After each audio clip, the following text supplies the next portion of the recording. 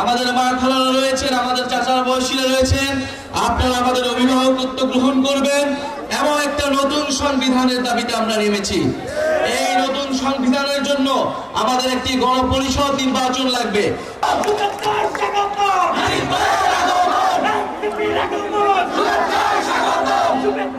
আসসালামু আলাইকুম।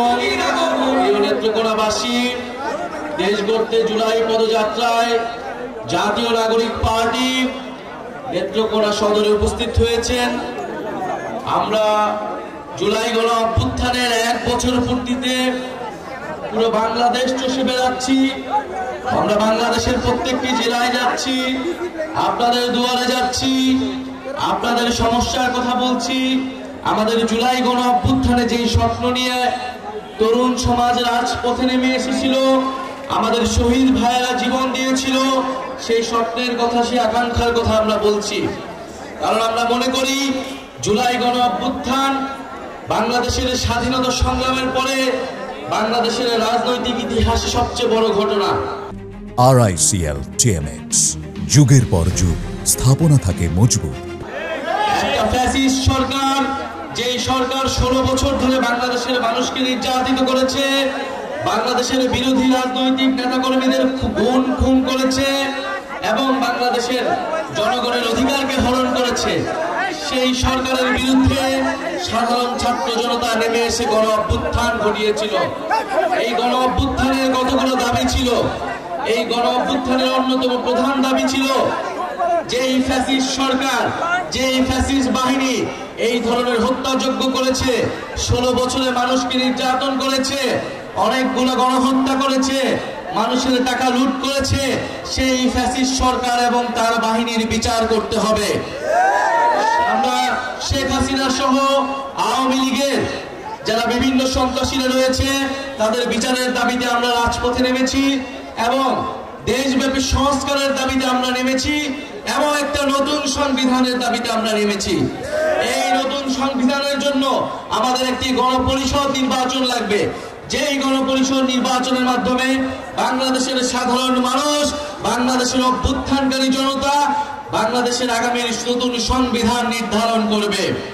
প্রিয় সংগ্রামী বন্ধুগণ, তরুণরা রাজপথে নেমে এসেছিল। তরুণদের উদ্দেশ্যে আমাদের এই জাতীয় নাগরিক পার্টি গঠিত হয়েছে, তরুণদেরকে ক্ষমতায়িত করে বাংলাদেশের সকল শ্রেণীর, সকল বয়সের মানুষের জন্য একটি সুন্দর বাংলাদেশ উপহার দেবার জন্য। তরুণরা এবার বলতে চায়, তরুণরা কোনো দাবি নিয়ে রাজপথে নামতে আসেনি, বরং তরুণরা দায়িত্ব গ্রহণ করতে এসেছে। এবং আপনারা যারা মুরব্বীরা রয়েছেন, আমাদের মা খালারা রয়েছেন, আমাদের চাচার বয়সীরা রয়েছেন, আপনারা আমাদের অভিভাবকত্ব গ্রহণ করবেন, জাতীয় নাগরিক পার্টিকে পরামর্শ দিবেন। জাতীয় নাগরিক পার্টি সাধারণ মানুষের, নাগরিকের অধিকার আদায় এবং মর্যাদার জন্য কাজ করবে।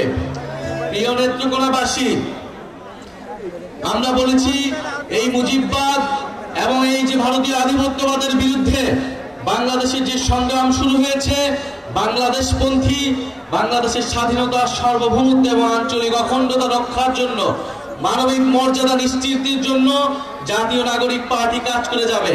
আমরা জানি নেত্রকোনায় হাওর বাওয়ারের অধ্যুষিত এলাকা, নেত্রকোনায় বন্যার সমস্যা রয়েছে, জলবায়ু পরিবর্তনের প্রভাব রয়েছে এই নেত্রকোনায়। নেত্রকোনায় শিক্ষা সহ স্বাস্থ্য ব্যবস্থার বেহাল দশা রয়েছে, কর্মসংস্থানের অভাব রয়েছে। আমরা একটি জনকল্যাণমুখ রাষ্ট্র তৈরি করতে চাই, যেখানে মানুষের শিক্ষা, স্বাস্থ্য এবং কর্মসংস্থানের অধিকার নিশ্চিত হবে।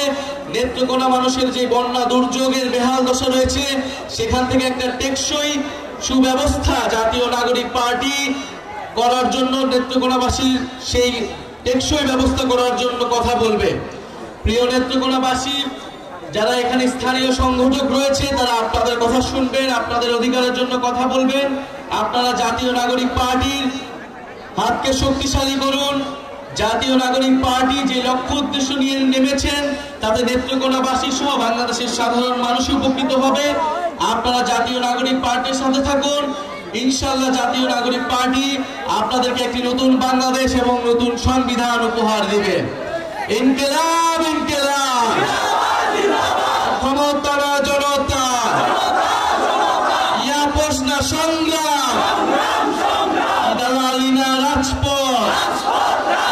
ইনশাআল্লাহ আমরা আবারও নেতৃত্বে আসবো এবং 3রা আগস্ট জুলাই ঘোষণাপত্র এবং জুলাই সনদের দাবিতে আমরা জড়ো হচ্ছি শহীদ মিনারে।